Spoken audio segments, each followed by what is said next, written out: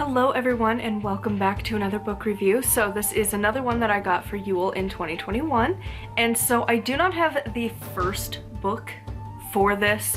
It's kind of a continuation kind of a book, but at the same time it's kind of like a kind of, I know what the basics are going to be, so I didn't feel too bad. This coming September is going to be my 13th year as a witch, and so I feel pretty confident I can handle advanced books without reading whatever the precursors are.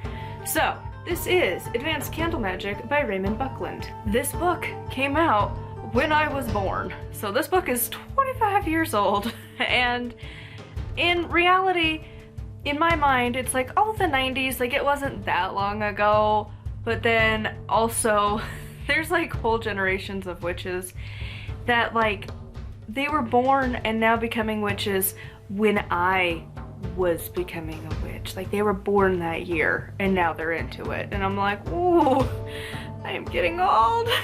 So not many people are probably talking about this book because I did try. There are some reviews on Goodreads and a lot, there is going to be a generational conflict because a lot of the people who love the newer books, like we talked about last week with Modern Witch, those people are not going to love this book. And the people who didn't like it back in the 90s still probably aren't gonna like it. And so I saw one comment on Goodreads, because I tried looking this up on YouTube. Nobody's talking about this book, so there's that. They do occasionally talk about the first book for this. I think it's like Practical Candle Burning Rituals. So it says the back of the book. I don't know if that's still the ongoing title for it. But anyways, so the first one for this, they, you know, they have it a little bit like, oh, if you're a beginner witch, like, you know, toss this into like the collection of books you should probably read, which is great. But there was nothing on YouTube for this one. So on Goodreads, one of the reviews had said that if you, like, Raymond Buckland is one of those authors, you either love him or you don't. And there's not a whole lot of a middle ground, which, ironically, I feel like I live in the middle ground. So we're gonna talk about that just a little bit and then we'll go a little more into this book specifically. But when I tried to initially go through the big blue book from Raymond Buckland, his version of the Solitary Witch, or any, like the Inner Temple of Witchcraft series, like the book, you know, every author kind of ends up getting one of those, especially around 80s, 90s. So his version, it's like Raymond's big book of witchcraft, something, I don't know, the big blue book from Raymond Buckland. You can find it, it's pretty easy. So in that book, he has some points that I adamantly am just like, no. And also trying to read it by listening to it on an audiobook was a fun challenge because some of the words, the way they pronounced it, was uberly jarring. But that being said, there were things that I really loved that it's like, you don't see this in any other book. And so I very much am like, kind of like, I agree with some points, but not all of them. And I never did finish that book. It's one that is on my list to be read.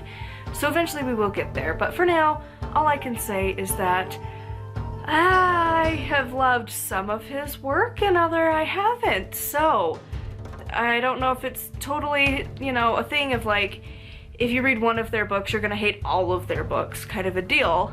But that being said, some people are not gonna love the more eclectic witchcraft Wicca style, and if that's not your thing, this isn't gonna be your thing. So that being said, let's talk a little bit about this book. Of course, the specifics will be saved for the extended discussion on my Patreon, but for now, just some brief thoughts. So personally, this was a breath of fresh air after finishing Modern Witch, because this is the writing style I love.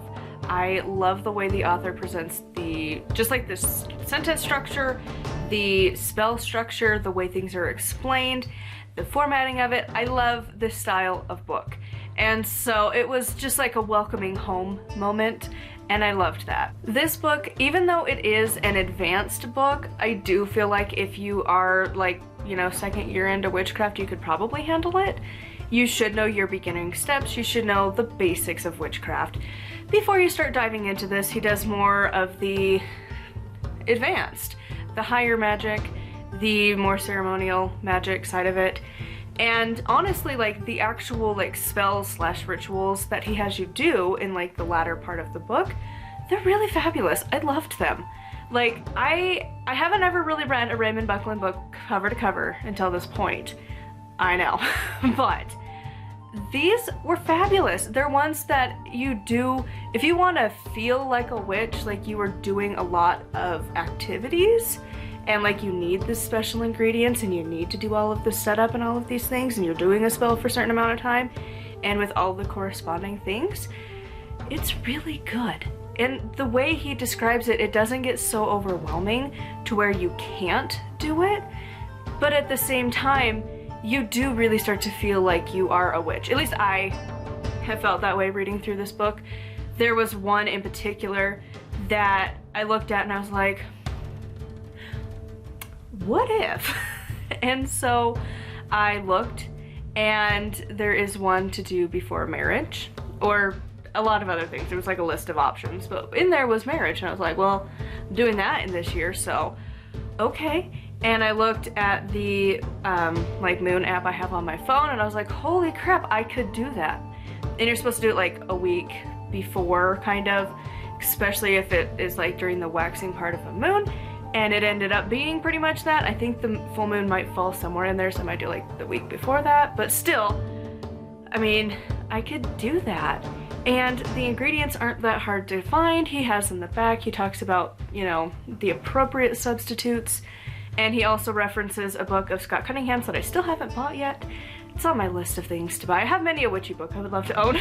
And so he mentions one, but honestly, I think even the herb, like Encyclopedia of Herbs by Cunningham would also cover this, but still. He talks about how you need to not just substitute with whatever, but you need to make sure it's an ingredient that would actually work for the specific type of spell work you're doing, which I think is very nice. And so just overall, I loved this. I loved the way he mentioned certain practices that some people love and they don't. He included a lot of different things. And again, it's a very approachable way to read, but still doesn't feel so casual. It does feel like a teacher talking to you and like teaching a class. And so I love his writing voice, his writing style. And so if you are looking into beyond your basic candle magic things, you want a little bit more of an advanced approach to it, this is fabulous. He has several chapters just walking you through the steps to go do the ritual. Because again, as you get more advanced, you tend to add a lot of steps. And he talks about how it is important to not just skip over those and to not just constantly keep substituting and changing things in a spell that's already been established that it'll work, because sometimes it will lessen the effectiveness of it. Not to say it won't work, but just it might not be as effective, and I liked that. And so I don't know. I'm at a point in my practice where I'm starting to explore a little bit more. I did go to very low magic, which for me is just like low effort, which sounds terrible, but sometimes you need that. Sometimes you don't want to worry about what day of the week you're doing your spell and what herbs you're using and what crystals and all of these things, all of the many pieces to put together to do your thing. You just want to go do the thing. I liked that if you want to have a more advanced approach like that, well, advanced, more complicated, you have this option, because I am getting to a point where I'm able to do that. And so if you are and you're interested in that, this definitely can give you some ideas. And if not, that's okay. You can totally simplify. I think in the previous book he has more of that style. Eventually I will get that book and we can talk about it then. But yeah, I love this book. I love this style. Apparently I need to find all of the witchy books written in this style because it's the one I like.